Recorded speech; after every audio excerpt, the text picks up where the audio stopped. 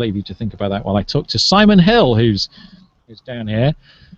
Si, we've got European Championships coming up in Bordeaux, in France. Do you know how many teams that Great Britain are sending over there? So we get to send 6 in the Open Division.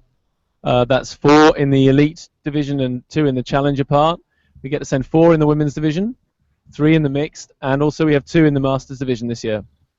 Okay, and all those places have now been decided after this weekend, is that right? Yeah, all of those places were decided at this competition. So unlike World Clubs where there was a mixture of ways of qualifying, everything for xEUCF was decided here.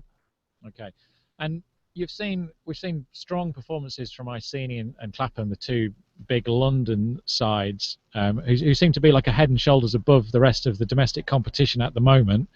And I'm sure they would, as much as anyone else, would like to see other teams step up and make that challenge a bit more real.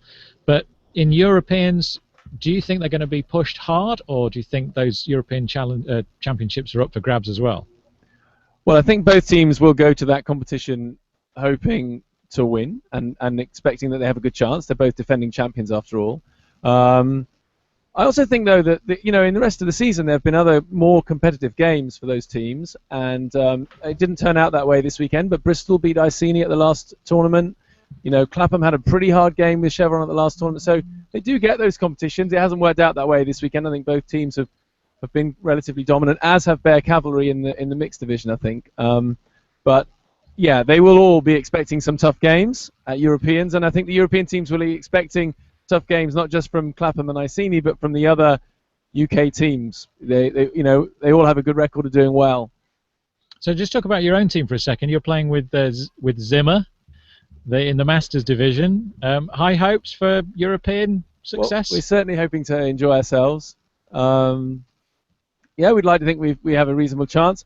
I understand from looking at the list there's a Swedish team coming, which would be we haven't had to play a Swedish Masters team in recent years. That'll be exciting. Hopefully they're going to send over a strong team, and I'm sure some of the other teams will be tough. So not counting any chickens, but I'm sure we'll have a good time. Well, yeah, that Swedish team might have some very familiar faces in for the European squad of 2004? Is that when you guys were well, if it is that team, we all know each other pretty well. Let's just say that.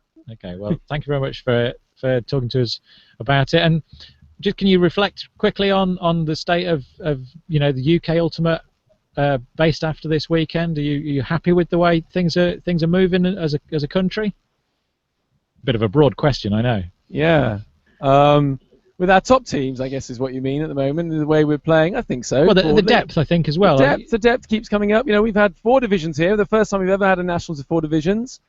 There have been some games that have been pretty easy for the strongest teams, but overall, I think that's a great step for us.